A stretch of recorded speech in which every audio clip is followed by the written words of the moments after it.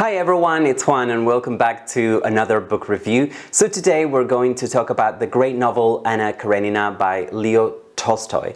Anna Karenina was first published in Russian in several installments between 1873 and 1877, and then as a single book in 78.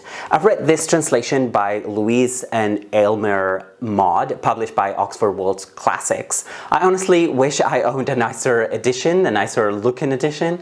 There are some gorgeous editions of this novel, and I'm going to link to as many as I can in the description box for this video so you can check them out and maybe buy one of them and help me support my channel. Anna Karenina is, among other things, the story of one of the most famous adulteresses in Western literature. The other one, of course, is Emma Bovary, and if you want to find out more about Emma Bovary, you can watch my review of that French book, which I'm going to link to here. Now, going back to Anna Karenina, I must say that I've loved everything I have read so far by Tolstoy. I have now read Anna Karenina twice. Once many years ago and then again recently, and I just know I will read it again. It is a long, complex novel. It is not just the story of an adulterous upper-class lady, which is what I think people who have not read it think it is. Anna Karenina is a lot more than that. And I think a source of confusion is the title. Yes, and Anna is one of the main characters, but there are also other characters and their plot lines are just as interesting and compelling as the plot that involves Anna. My copy of the book has about 800 pages, and I assume most editions would have a similar page count, so you need to be in for the long haul. The good news is that the novel is divided into 8 parts, so it is relatively easy to organize your reading. Not all parts have the same length. For instance, the last part is considerably shorter than the previous 7, but I think it might be a good idea to use a schedule when you read this novel, particularly if you combine it with other books, as I did, but you could get so into Anna Karenina that you wouldn't need to do that anyway. But enough practical advice on how to read big books. Let's get into Anna Karenina because there is a lot to talk about. As you would expect from a novel as big and complex as this one, Anna Karenina deals with many themes, each as fascinating as the next if you ask me. So we have most obviously marriage and infidelity, but also an interesting contrast between rural and city life. And overall, I think Anna Karenina is a fascinating portrayal of Imperial Russian society. Yes, the main plot centers on adultery within Imperial Russia's aristocracy. Now, the main location is the city of St. Petersburg. The time is the 1870s. Anna Karenina is a beautiful aristocratic lady married to a high-ranking government minister. Anna falls in love with a young cavalry officer, Count Alexei Kirillovich Vronsky, and they begin an affair causing a huge social scandal. And I don't think that's a spoiler, since even people who have not read the novel know that adultery is one of its main themes, and I haven't told you how the affair happened or how it goes. I will talk more about the plot later, but I will warn you before I do that so you can avoid spoilers if you don't want to hear them. Anyway, Anna Karenina is not only about adultery, the novel is also about rapid social change. That's why I think the setting is so relevant. I think it is also important to know at least some of the context before reading the novel, but I think the main thing that you need to know is that the idea that the late 19th century was a time of deep social changes in Russia, and we can see some of those changes in Anna Karenina. For example, trains. Trains are one of the most important symbols in the novel. Now, in the 19th century, trains generally symbolized modernity or progress, right? Back then, trains were the fastest means of transportation known to man. For the first time, distant regions of the world could be connected and transportation became a lot faster. And for a vast country like Russia, that was hugely important. But what is interesting in Anna Karenina is that in the novel, trains always carry a negative connotation. So that, I think, can give you an idea of what Tolstoy thought about progress.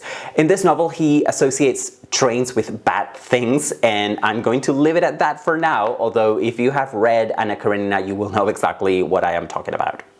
It is also remarkable how deeply the psychology of the main characters is explored in this novel. The effect that has on the reader will depend on the reader, of course, but I personally felt sympathetic toward Anna's plead. I was with her all along. But there are also other main characters in the novel. For instance, another character that I really liked is Konstantin Dmitrich Levin. He's a wealthy landowner whose story runs parallel to that of Anna, so I would say that he is the co-protagonist of the novel. It seems obvious to me that Tolstoy wants us to empathize, and not only that, but also admire Konstantin, or Kostya, as he's often referred to by those who are close to him. Now, I've read that Tolstoy modeled this character on himself, so it would make sense that he painted him in such a favorable light. So we have two love stories in the novel that run parallel, that of Anna and Vronsky and that of Kostya and Kitty. But I would not want to give you the impression that Anna Karenina is a love story or a romance novel. Certainly love, marriage, heterosexual relationships are important both in the plot and thematically, but the novel is a lot more than that. For instance, through Kostya we get whole intellectual discussions about something like agriculture that may seem banal to us, but that nonetheless was something that was changing at the time and would have a profound impact in Russia. Tolstoy seems to be interested in specific characters and thus explores their psychology, but he also seems to be as interested in the larger philosophical questions of his time, not highfalutin questions, but those that apply to the most practical aspects of society, like agriculture. I want to go deeper into the novel now, but I can only do that if I talk about the plot in more detail. So if you haven't read Anna Karenina yet, or don't want to hear any spoilers from me, you should probably stop watching this video right now, because between now and the end of the video, I am going to talk about the plot of Anna Karenina. I'm gonna talk about the characters and the themes in a lot more detail, and there will be some spoilers. So if you don't want any spoilers, you have been warned. You should stop watching now, and I'll see you again soon, I hope, for another book review. Okay, for those of you who are still here, I am now going to try to summarize the plot of Anna Karenina, okay? Now, the novel begins with adultery, but not the one you probably expect. The central adultery in the novel takes a little longer to happen in the narrative. The first adultery we encounter is the one between Stiva Oblonsky and his children's former governess. The actual affair happens before the novel begins. What we get is the aftermath of that adultery, which is what kicks off the plot of the novel, and you'll see how. When the novel opens, Dolly Oblonskaya has found out about her husband Stiva having an affair. Stiva shows some remorse, but doesn't seem to think that it is such a big deal that he had sex with his children's governess. Stiva's sister, Anna Karenina, comes to Moscow from St. Petersburg to mediate between her brother and his wife. Anna is married to a high-ranking government official named Karenin. Anna's mediation is successful, and Stiva and Dolly reconcile. Dolly has a younger sister, Kitty, who is torn between two suitors. One of them is Konstantin Levin, the wealthy landowner I mentioned earlier. He's intelligent and rich, but a bit awkward because he lives in the country and is not used to Moscow society. The other suitor is the dashing cavalry officer Alexei Vronsky. Now, the choice between the two seems obvious to Kitty, so she turns down Levin and chooses Vronsky instead. The problem is that Vronsky meets Anna and immediately falls in love with her. Well, they fall in love with each other. Kitty reacts to Vronsky's rejection by getting sick and depressed. She goes to a country house her family owns, and now her mission being over, Anna goes back to St. Petersburg and decides that she's only infatuated with Vronsky. However, that changes when Vronsky comes to St. Petersburg after Anna. Vronsky has a cousin, Betsy, who also lives in St. Petersburg, and she and her friends are more liberal than the kind of people Anna is used to mixing with.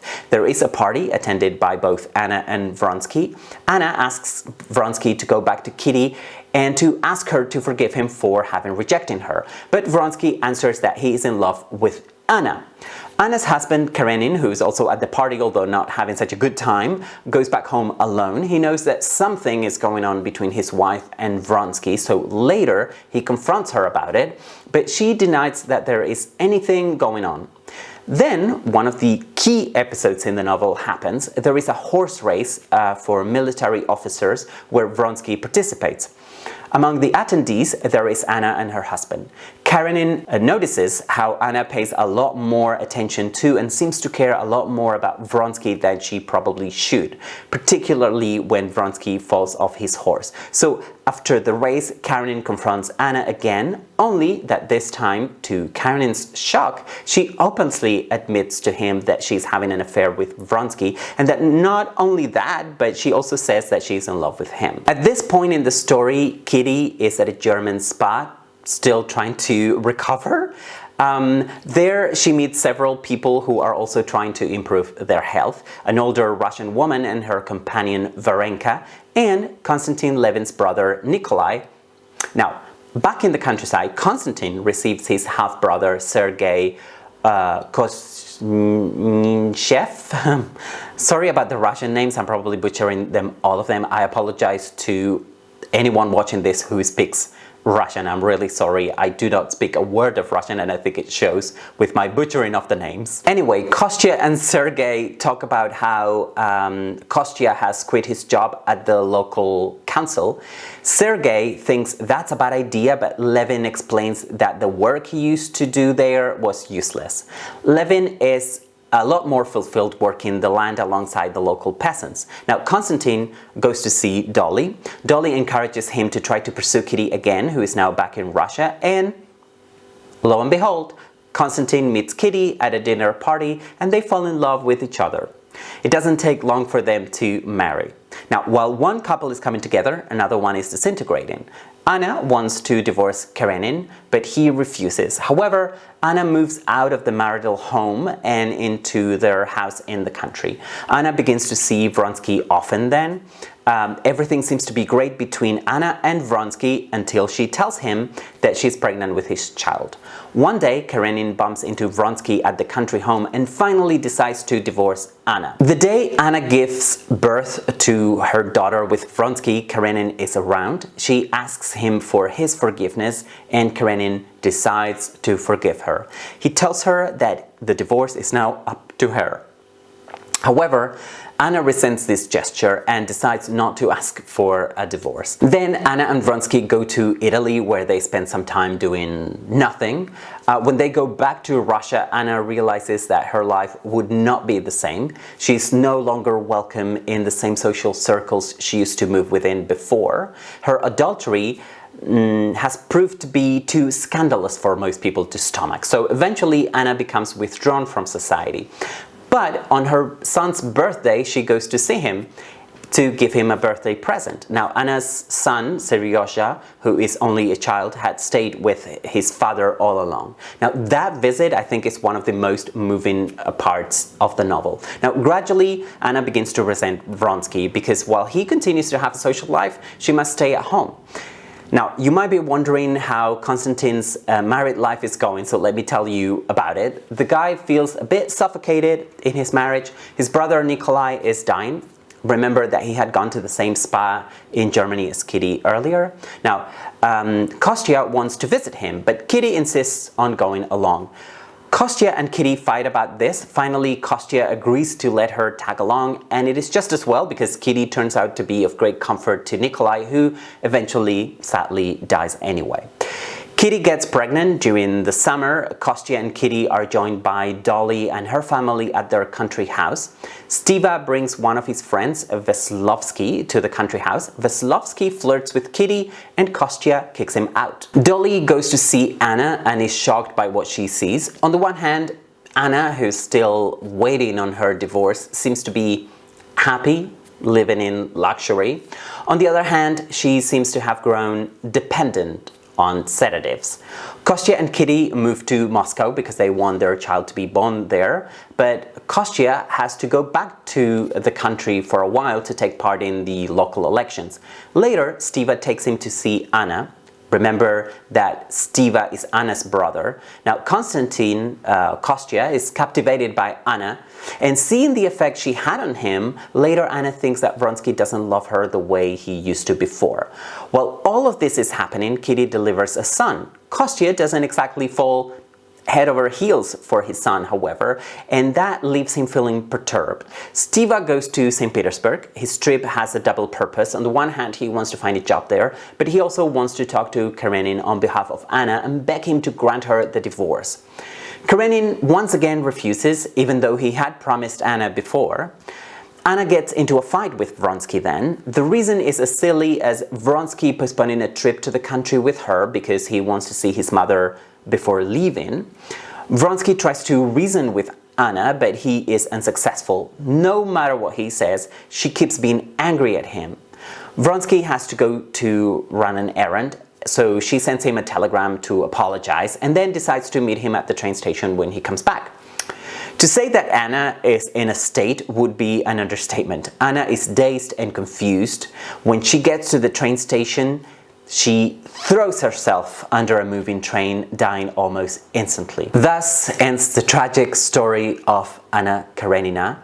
But that is not the end of the novel yet. The narrative then moves forward 2 months. Sergei and Vronsky and others decide to go to Serbia to fight for the so-called Slavic cause, which was trying to help Serbians free themselves from the Ottoman Empire. And you can see what Tolstoy thought about the Slavic cause, because Kostya does not only not join them, but he also remains skeptical.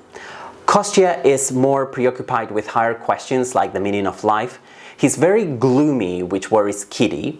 Kostya only lifts his spirits when he finds faith in God after talking to one of the peasants who tells him that the point of life is to be good and serve God. One day there is a thunderstorm. Kostya, Dolly, and Dolly's children find shelter, but Kitty and her son are still outside. Kostya runs out to find them, and when he sees that his wife and son are safe and sound, he feels love for his child for the first time. And this naturally pleases Kitty. The novel ends with Kostya reflecting on the meaning of life and how all that matters is being good. So Anna Karenina is about a lot of things. True, it is a rather conservative narrative, a cautionary tale on the dangers of committing adultery from a heterosexual male perspective.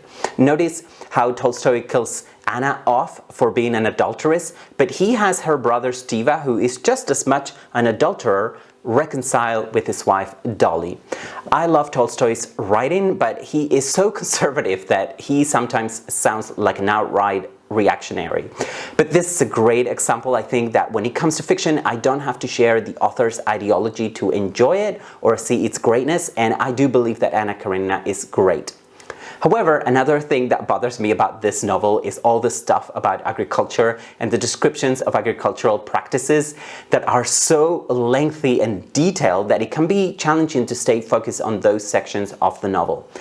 I did enjoy the stuff about marriage a lot more, and I suspect that that is what continues to speak to most readers of Anna Karenina. You tell me. Well, I think that is pretty much all I had to say about Anna Karenina. Now I would love to hear what you have to say about it, whether you have read it yet or not. So please let me know in the comment section below. I'm signing off now. This is all from me. I hope that you are all doing very well, and I hope to see you again for another video very soon. So bye for now.